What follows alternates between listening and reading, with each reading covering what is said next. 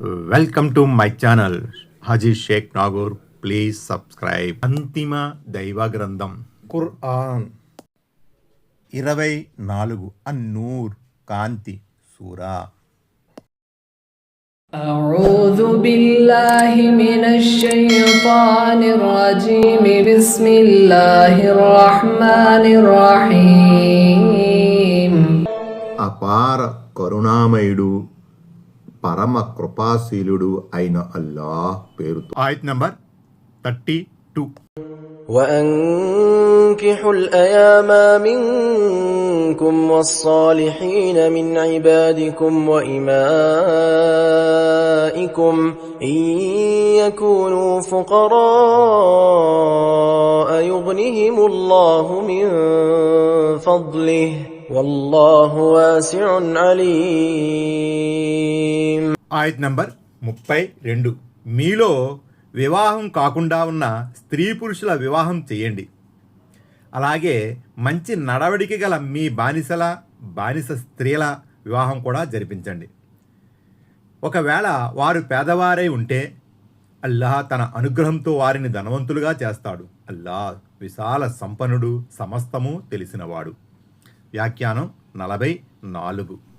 మూలంలో అయామ అన్న పదం వచ్చింది. ఇది అయ్యంకు బహువచనం. భర్త లేని స్త్రీని అయ్యం అని అంటారు. పెళ్లి కాని స్త్రీలు, వితంతువులు, విడాకులు పొందిన స్త్రీలు అందరూ కూడా అయామ భావ పరిధిలోకి వస్తారు. అంతేకాదు భార్య లేని పురుషునికి కూడా ఈ పదం వర్తిస్తుంది. సంరక్షకులను ఉద్దేశించి ఇలా ఆజ్ఞాపించబడింది. వివాహం చేయండి అని చెప్పబడింది, చేసుకోండి అని కాదు. దీన్ని బట్టి విదితమయ్యేదేమిటంటే స్త్రీ తన సంరక్షకుని వలి అనుమతి లేకుండా తనంతట తాను నికా చేసుకోజాలదు. హదీసుల ద్వారా కూడా ఈ విషయం రూఢి అవుతుంది. అలాగే పై ఆయతుల్లోని ఆజ్ఞను దృష్టిలో పెట్టుకుని వివాహం నికా చేసుకోవడం తప్పనిసరి, వాజిబ్ అని కొందరు ఈ ఆయతు ఆధారంగా వ్యాఖ్యానించారు. వివాహం చేసుకోవడం మంచిది, ముస్తహబ్ అని కొందరు పేర్కొన్నారు. అయితే పరిస్థితుల స్వరూపాన్ని బట్టి ఇది ఆయా వ్యక్తులకు వర్తిస్తుంది. కొందరి విషయంలో వివాహం సంప్రదాయం సున్నతే ముఖద్ద అయితే మరికొందరి విషయంలో వివాహం తప్పనిసరి, వాజిబ్గా పరిణమిస్తుంది. వివాహానికి పరిస్థితులు అనుకూలించని వారు వివాహం చేసుకోలేకపోయినంత మాత్రాన అసలు పెళ్ళి గిల్లి అంతా అనవసరం అని కొట్టి పారేయడం మాత్రం సబబు కాదు. పైగా వివాహం అనే ఈ కట్టుబాటును తృణీకరించడం గర్హనీయం. ఎందుకంటే నా సంప్రదాయం పట్ల వైముఖ్యం ప్రదర్శించే వాడు నా వాడు కాడు అని మహాప్రవక్త ముహమ్మద్ సల్లల్లాహు అలైహి వసల్లం ప్రవచించారు. బుఖారీ నెంబరు 5063, ముస్లిం నెంబర్ 1020. వ్యాఖ్యానం 45. ఇక్కడ మంచి నడవడిక అంటే విశ్వాసం, ఈమాన్ అని భావం. వివాహం చేసుకోమని యజమానులు తమ బానిసరాళ్లపై ఒత్తిడి తీసుకురాగలరా? ఈ విషయంలో ద్వంద్వాభిప్రాయం ఉంది. ఒత్తిడి సమంజసం కాదని కొంతమంది భావిస్తున్నారు. కానీ వివాహం చేసుకోకపోవడం వల్ల పరిస్థితి విషమించే అవకాశం ఉందని అనిపించినప్పుడు ఒత్తిడి తీసుకురావడం ధర్మసమ్మతమే, అన్యదా సమ్మతం కాదు. ఐసరుత్త ఫాసిర్. వ్యాఖ్యానం 46. దీని భావం ఏమిటంటే కేవలం పేదరికం, ఆర్థిక ఇబ్బంది వివాహ మార్గంలో ప్రధాన అడ్డంకి కారాదు. బహుశా పెళ్ళయ్యాక అల్లాహ్ వారి ఆర్థిక ఇబ్బందుల్ని దూరం చేస్తాడేమో. బహుశా వివాహానంతరం వారు సంపన్నులు అవుతారేమో. 3 వ్యక్తులకు అల్లాహ్ తప్పకుండా సహాయపడతాడని హదీసు ద్వారా తెలుస్తుంది. 1 సౌశీల్యాన్ని పొందే ఉద్దేశంతో వివాహం ఆడినవాడు. 2 తన యజమానితో స్వేచ్ఛకు సంబంధించిన లిఖితపూర్వకమైన ఒప్పందం ముఖాతబత్ చేసుకుని దాన్ని నెరవేర్చడానికి చిత్తశుద్ధితో ప్రయత్నించేవాడు. 3 దైవ మార్గంలో పోరాడేవాడు. తిర్మిజీ జిహాద్ మహిమల అధ్యాయాలు. ఆయత్ నంబర్ 33. وليستعفف الذين لا يجدون نكاحا حتى يغنيهم الله من فضله والذين يبتغون الكتاب مما ملكت أيمانكم فكاتبوهم إن علمتم فيهم خيرا وآتوهم مما لله الذي آتاكم ولا تكرهوا فتياتكم على البغاء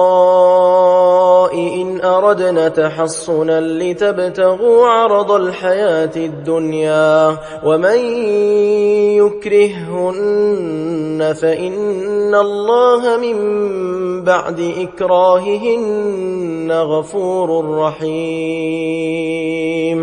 ఆయత్ నంబర్ 33. వివాహం చేసుకునే ఆర్థిక స్తోమత లేని వారు అల్లాహ్ తన అనుగ్రహంతో తమకు స్తోమతను ప్రసాదించే వరకు శీలశుద్ధతను పాటించాలి. మీ బానిసలలో ఎవరైనా మీకేదైనా సొమ్ముని ఇచ్చి విడుదలకు సంబంధించిన లిఖితపూర్వక ఒప్పందం ముఖాతబత్ మీతో చేసుకోదలిస్తే వారిలో మీకు మంచితనం కానవచ్చిన పక్షంలో వారికి వ్రాతపత్రం రాసి ఇవ్వండి. అల్లాహ్ మీకు ప్రసాదించిన ధనములో నుంచి వారికి కొంత ఇవ్వండి. మీ బానిస స్త్రీలు శీలవతులుగా ఉండగోరినప్పుడు మీరు మీ ప్రాపంచిక జీవితపు స్వలాభాల కోసం వాళ్లను వేశ్యవృత్తికై బలవంత పెట్టకండి. ఒకవేళ ఎవరైనా వారిని ఆ నీచమైన పని కోసం బలవంతం చేస్తే ఆ బలాత్కారం తరువాత అల్లాహ్ ఆ అభాగ్యులను క్షమించేవాడు, కనికరించేవాడు. వ్యాఖ్యానం 47. వివాహం చేసుకునేందుకు పరిస్థితులు అనుకూలించేంత వరకు ఆత్మనిగ్రహం కోసం నఫీల్ ఉపవాసాలు పాటించాలని హదీసులో చెప్పబడింది. ఓ నవయువకుల్లారా, మీలో పెళ్లి చేసుకునే శక్తి స్తోమత గలవారు పెళ్లి చేసుకోవాలి. ఎందుకంటే చూపుల్ని మర్మాంగాలను కాపాడుకోవడానికి ఇది ఉత్తమం. ఒకవేళ నికాహ్ పెళ్లి చేసుకునే స్తోమత లేనివారు తరచూ నఫీల్ ఉపవాసాలు పాటిస్తూ ఉండాలి. ఈ ఉపవాసాలు వారి లైంగిక కోరికలను అదుపులో ఉంచుతాయి. బుఖారీ కితాబు సౌమ్, ముస్లిం కితాబున్ నికాహ్. వ్యాఖ్యానం 48.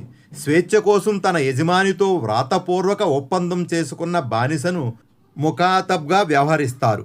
అంటే ఇంత పైకం చెల్లించి విడుదల పొందుతాను అన్న షరతు ఆ ఒప్పందంలో లిఖించబడి ఉంటుంది. బానిస ఈ రకమైన ప్రతిపాదనను తెచ్చినప్పుడు యజమాని అతని ప్రవర్తనను పరికించాలి. అతను తన ప్రతిపాదనలో చిత్తశుద్ధి కలవాడుగా కనిపిస్తే అతన్ని ప్రోత్సహించాలి. ఆ పైకాన్ని అతను కష్టపడి సంపాదించి వాయిదాల పద్ధతిపై చెల్లించడంలో పూర్తి సహకారాన్ని అందించాలి. ఎందుకంటే ఇస్లాం సాధ్యమైనంత వరకు బానిసత్వ వ్యవస్థను నిర్మూలించగోరుతుంది. బానిసను విడుదల చేయడాన్ని కూడా గొప్ప పుణ్యకార్యంగా పేర్కొంది. కాకపోతే బానిస తన మాటకు కట్టుబడి ఉంటాడా లేదా అన్నది యజమాని అంచనా వేసుకోవాలి. యజమానులు తమ ముఖాతబ్ బానిసల విడుదలను ప్రోత్సహించడాన్ని కొంతమంది పండితులు వాజిబ్ తప్పనిసరిగా భావించారు. మరికొందరు ఆ విధానాన్ని వాజిబ్గా కాకుండా ముస్తహబ్గా అభిలషణీయమైనదిగా పరిగణించారు. వ్యాఖ్యానం 49. బానిసలపై ఇస్లాం చూపిన ఔదార్యానికి ఈ వాక్యం ఒక ప్రబల నిదర్శనం. బానిస తన యజమానితో ఒప్పందం ముఖాతబత్ చేసుకొని వాయిదాల పద్ధతిలో ఆ సొమ్మును చెల్లించడానికి తీవ్రంగా కృషి చేస్తున్నప్పుడు యజమాని వేడుక చూస్తూ కూర్చోరాదు. బానిస శ్రమను చూసి వికట్టహాసం చేయకూడదు. పైగా ఆ ముఖాతబ్ బానిస పట్ల కొంత సడలింపు వైఖరిని అవలంబించాలి. చేతనైతే అతడు తమకు ప్రసాదించిన సొమ్ములో కొంత భాగం బానిసకు ఆర్థిక సహాయంగా అందజేసి అతను ఆ పైకాన్ని చెల్లించడంలో చేయూతనివ్వాలి.